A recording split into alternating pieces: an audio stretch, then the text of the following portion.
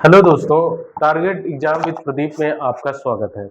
आज हम लोग एक ऐसा टॉपिक उठाएंगे जिससे भारत का संवैधानिक विकास देखेंगे। ये हमारी पहली क्लास है और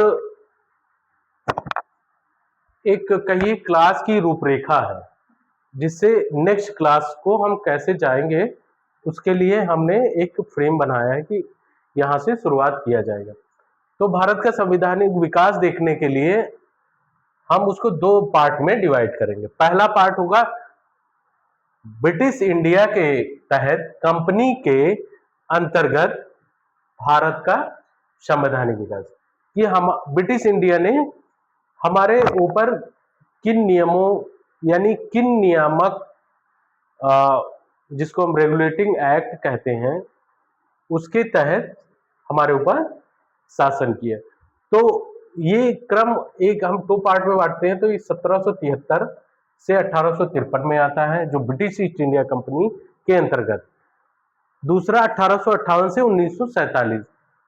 यहां क्या देखते हैं कि ब्रिटिश क्राउन के अंतर भारत पर शासन को देखते हैं। तो 1773 से 1853 के बीच पहला रेगुलेटिंग एक्ट आता है 1773 में। उसके बाद आता है पिट्स इंडिया एक्ट 1784। उसके बाद आता है चार्टर एक्ट 1753। उसके बाद आता है चार्टर एक्ट 1813। फिर आता है चार्टर एक्ट 1833। उसके बाद आता है चार्टर एक्ट 1853। ये चार्टर एक्ट आप देख रहे हैं उत्तरोत्तर बढ़ रहा है। ये हर अपने से पहले आने वाली चार्टर में कुछ कमियों को दूर करता है। उसी कमी में आता है चार्टर एक्ट 1853। इसी चार्टर एक्ट के साथ ही देखेंगे 1857 में एक क्रांति होती है, जिस क्रांति के माध्यम से एक व्यापक जन आक्रोश उत्पन्न होता है।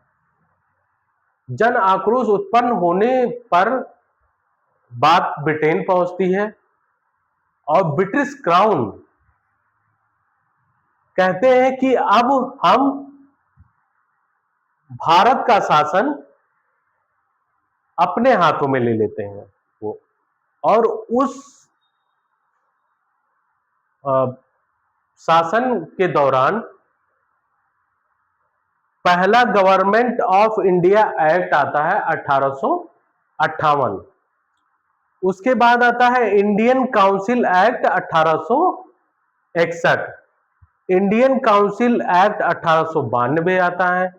भारत परिषद अधिनियम 1909 आता है। भारत सरकार अधिनियम 1919 आता है। भारत सरकार अधिनियम 1935 आता है। अगस्त प्रस्ताव आता है 1940 में। क्रिस्प प्रस्ताव आता है 1942। कैबिनेट मिशन आता है 1946। माउंटबेटन योजना आती है 1947।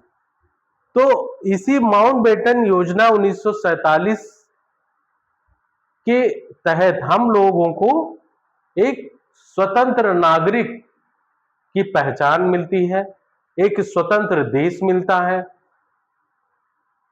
तो आज की क्लास को हम यहीं रोकेंगे और कल की क्लास में हम रेगुलेटिंग एक्ट 1773 से शुरुआत करेंगे। आज के लिए इतना ही, धन्यवाद।